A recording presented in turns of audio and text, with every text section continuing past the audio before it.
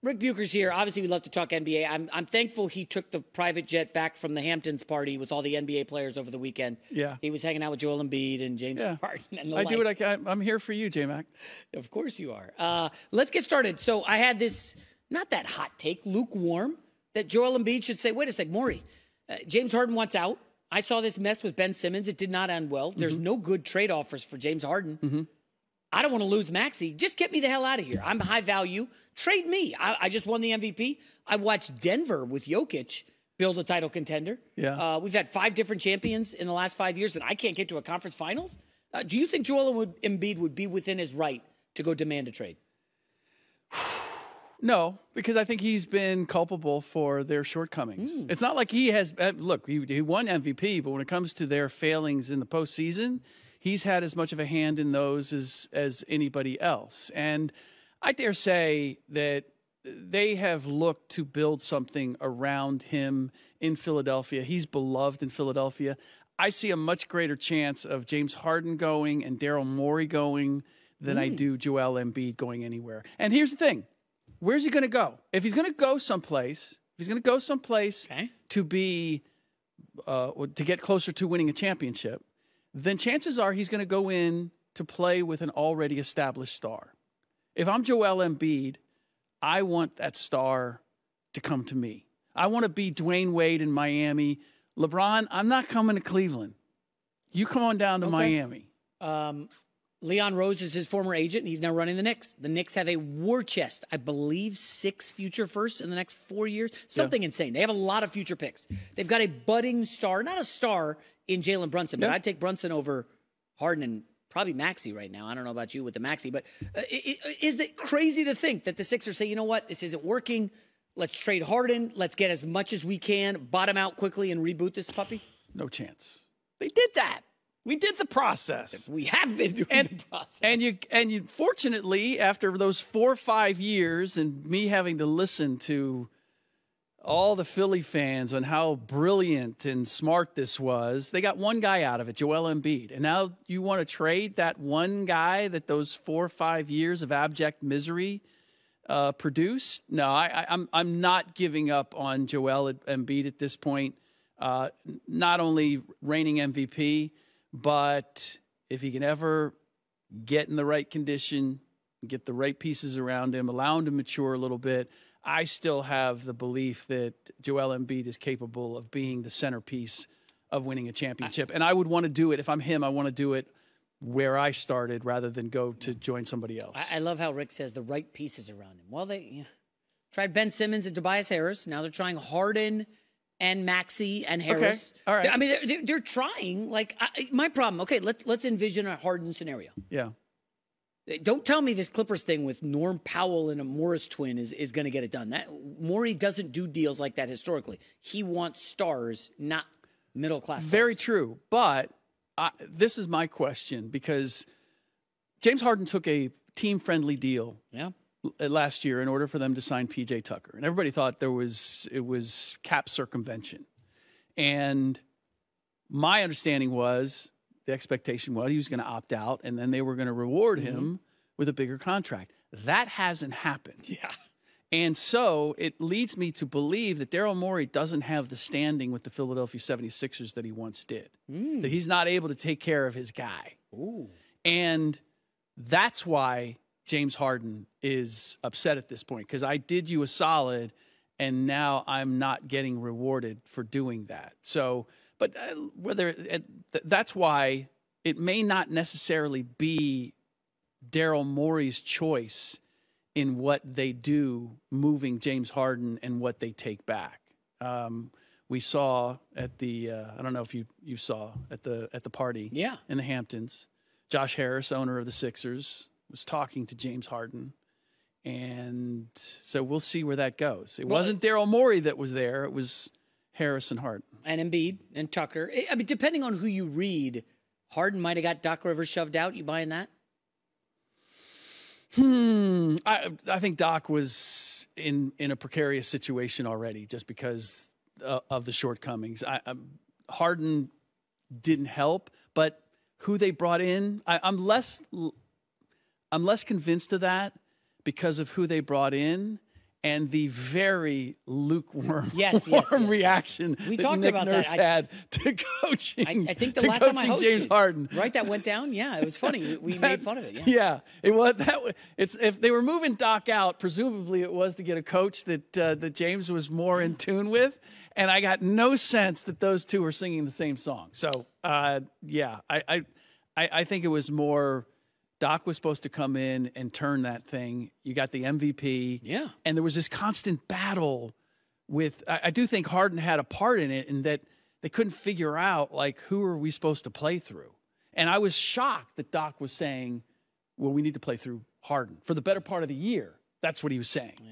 And I was like, no, I need James Harden to be a playmaker and a distributor, and I need Joel Embiid to be my go-to guy.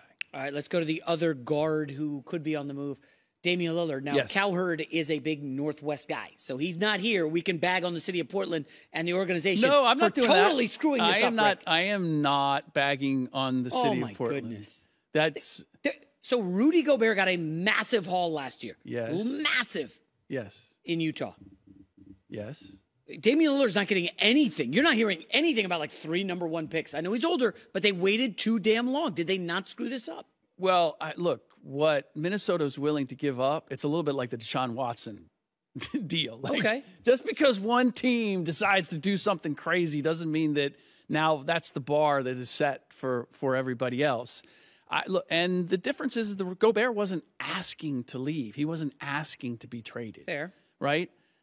That's what Damian is doing at age 33.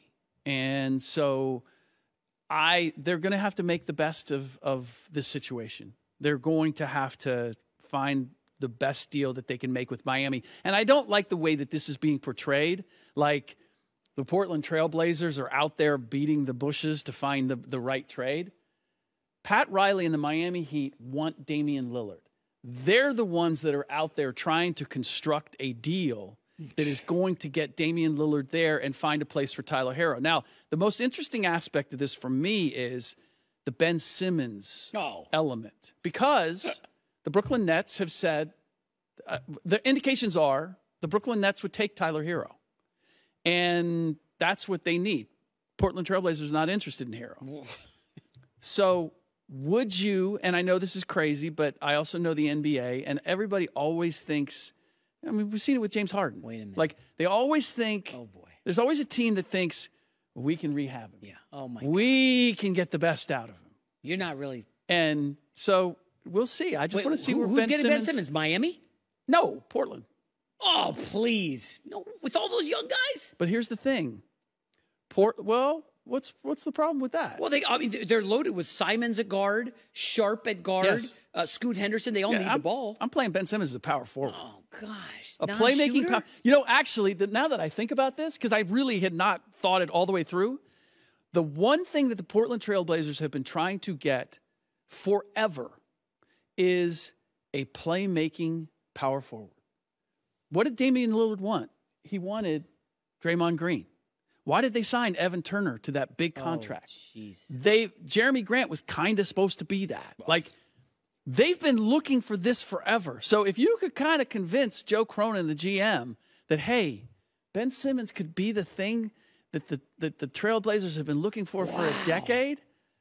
Look, we're spitballing here, but that's the song I would be. I will say this. I would also, if I was Joe Cronin, I would not be playing this like we're going to do whatever's best for the organization. I would be saying we want to do right by Damian Lillard. We want to get him to Miami. We want to get him to where he wants to go.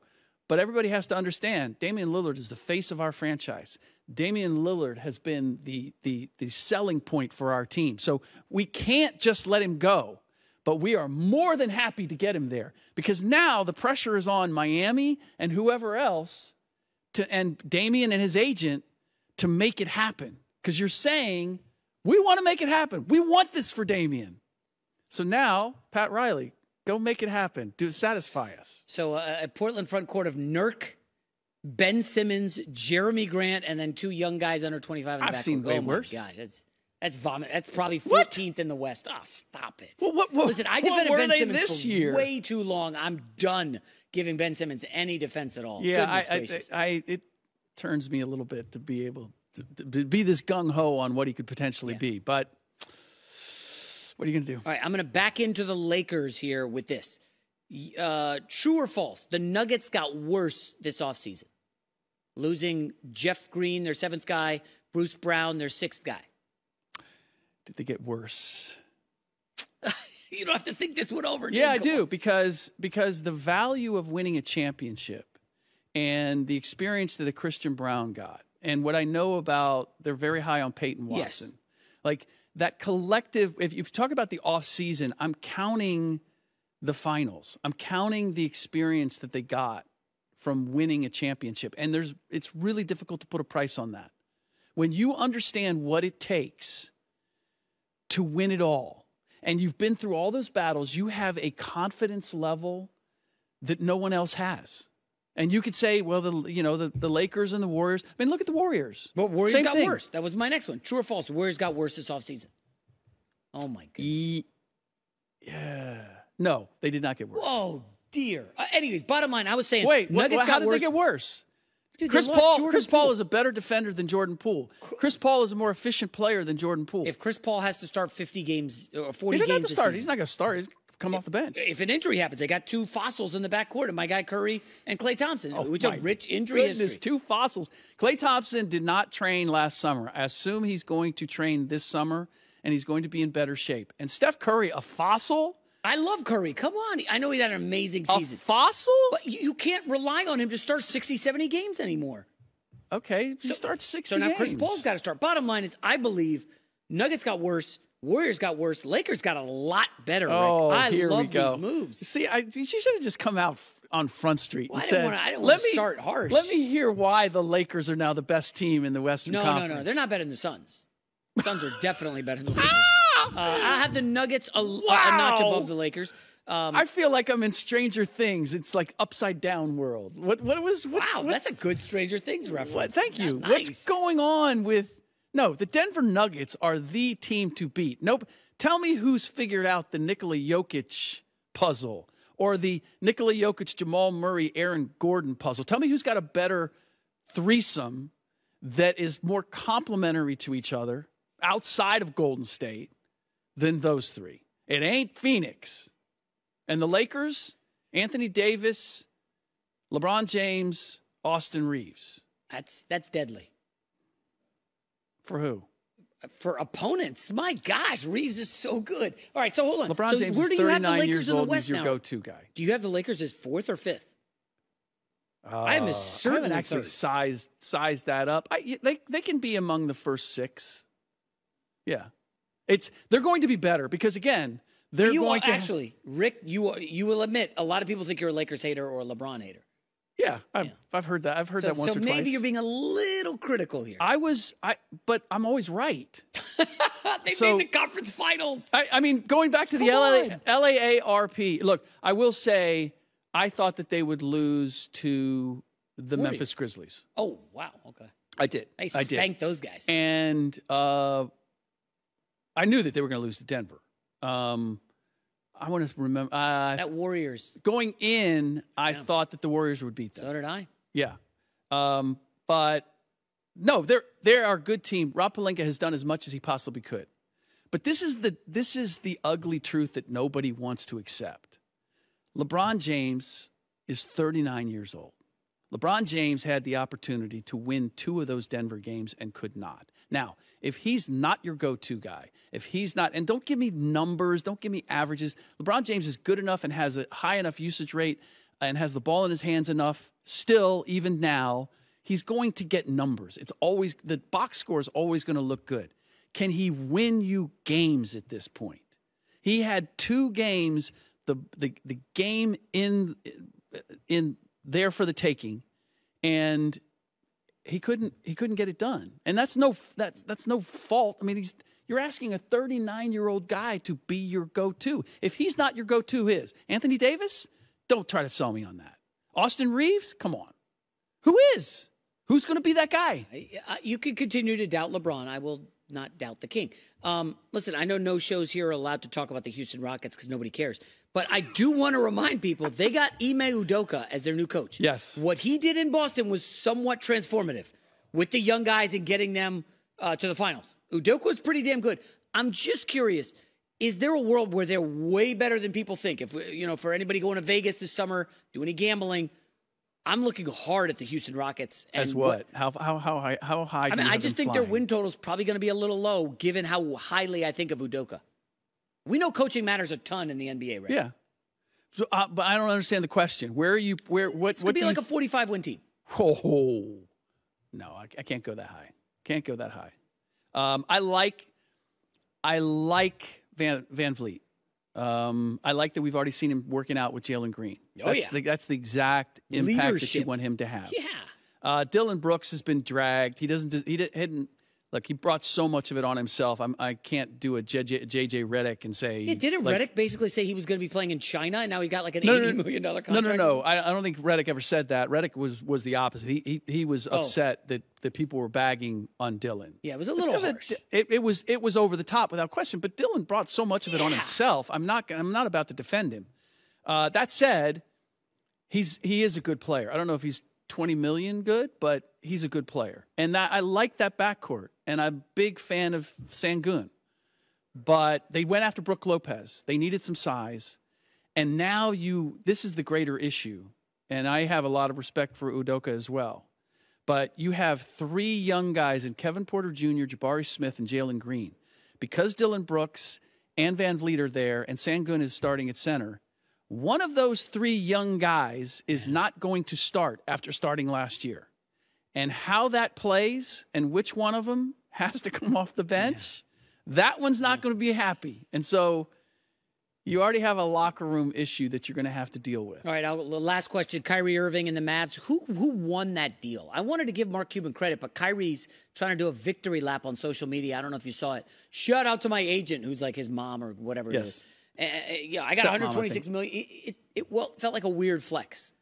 Yeah, well, I mean, people didn't think he was going to get paid. I mean, I was told, like, there was a sort of a wink, wink, nod. This is the deal we'll be able to offer you when they made the trade. Okay. I don't see him going to Dallas unless he knew that they were going to re-up him. He wanted the full max, and he didn't get that. What I was surprised, so I think it's 2 years and a player option. Yeah. If I was Dallas, I would have wanted team option. No, he's going to want out, year. And he'll leave. He's not going to like it. I feel so bad for Luka, but they're going to yell at me for talking about the Mavs. Hi, everybody. Thanks for watching. Subscribe here to get the latest from the show. Also, be sure to check out more of the best clips from The Herd or go watch a few segments from other shows on FS1.